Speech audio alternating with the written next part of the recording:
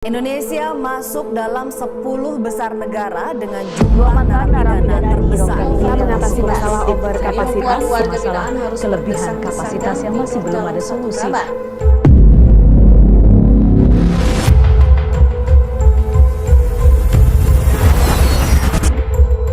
Di tengah dinamika kehidupan masyarakat, persoalan pemasyarakatan menjadi salah satu tantangan yang terus memerlukan perhatian kita bersama. Overkapasitas di dalam lapas menjadi pemandangan yang tidak lagi asing. Setiap tahun jumlah warga binaan terus meningkat, ruang hunian menjadi penuh sesak, dan pembinaan tidak selalu dapat berjalan optimal.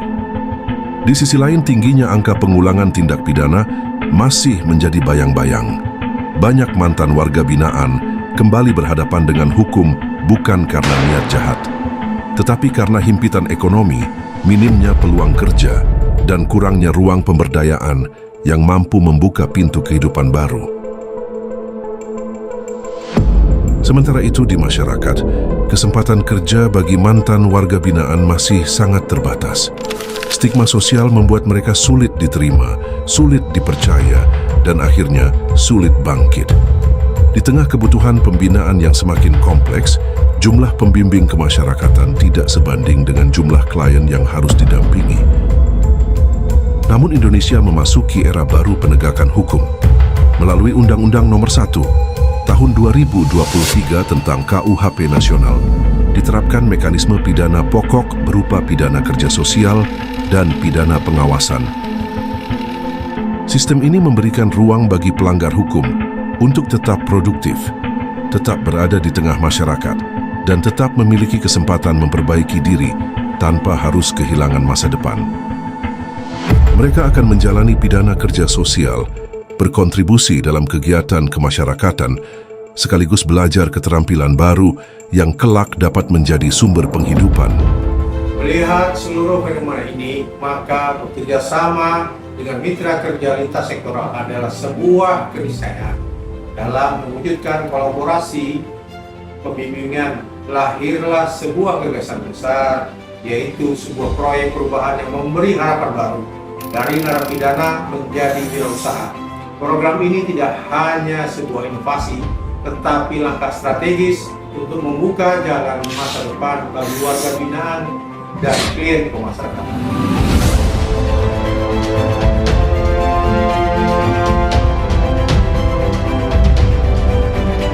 Gagasan ini mendorong lahirnya keputusan Menteri Imigrasi dan Pemasyarakatan Republik Indonesia tentang program pembimbingan kemandirian pemasyarakatan berbasis ekonomi kerakyatan.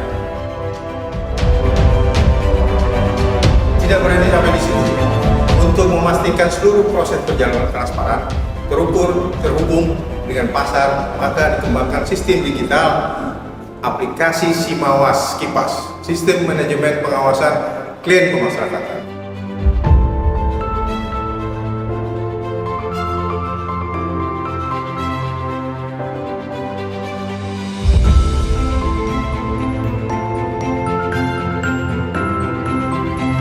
Melalui platform ini, potensi UMKM dan kelompok tani dapat dipantau, dikembangkan, dan dipasarkan secara lebih luas.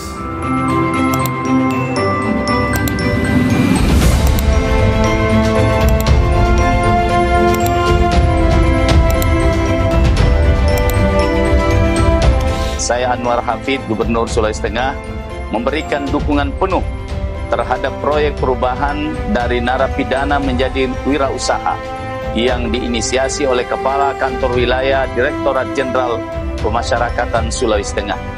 Program ini selaras dengan semangat berani harmoni, khususnya dalam mendorong kemandirian, kolaborasi, serta pemulihan peran sosial warga Sulawesi Tengah.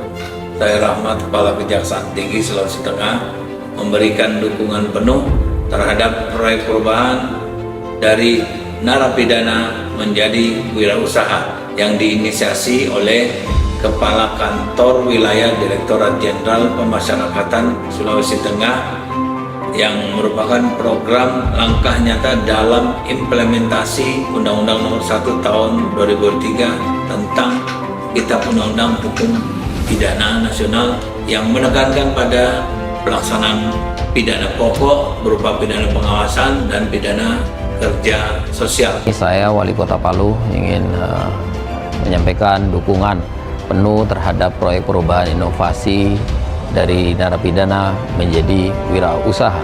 Oleh karena itu, pemerintah Kota Palu sangat mendukung penuh upaya ini dan berharap insya Allah menjadi proyek inovasi perubahan yang betul-betul bisa diwujudkan dan terus didorong oleh kita semua untuk bisa menciptakan masyarakat yang mandiri, masyarakat yang berkarya dan berdikari. Dan yang terpenting adalah bagaimana mereka bisa terlatih untuk bisa bekerja, menghasilkan, sehingga mereka tidak punya keinginan untuk kembali ke lapas. Keinginan mereka keluar dari lapas, bekerja, menghasilkan untuk keluarga mereka, dan insya Allah kalau mereka laksanakan, mereka bisa diterima di masyarakat seperti dahulu kala. Inilah wujud nyata dari sebuah harapan. Dari balik terali besi, dari keterbatasan, dari masa lalu yang kelam, tumbuh sebuah langkah baru menuju kehidupan yang mandiri.